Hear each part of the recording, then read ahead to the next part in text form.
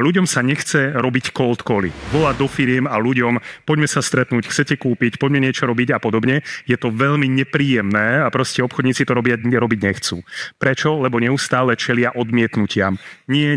Takže preto ľudia a firmy premýšľajú nad sociálnymi sieťami, že akým spôsobom cez tej sociálne siete predávať, ale robia jednu veľkú chybu. Oni síce prídu na LinkedIn, ale čo tam robia? Naháňajú zákazníkov. Predáva, kúpte, toto máme. A to ľudia nechcú proste na tých sociálnych sieťach tak priamy a agresívny predaj od niekoho, koho nepoznáte. Keď vám cudzí človek napíše, venujem sa tomuto, poďme robiť biznis, nie je to dobré. Takže čo sú tie chyby? Že niekto si urobí firemný profil a diví sa, že to nejde, alebo píše hneď o firme a o svojich službách a produktoch, alebo píše rovno predajné posty, alebo píše DM správy. Najhoršia vec je žiadosť o prepojenie ešte aj s textom robím toto a toto, alebo niekomu akceptnete žiadosť a už vám tam vypáli správu, čo všetko robí a čo vám chce predať. To ľudia proste nemajú radi. Nie je to úplne dobré.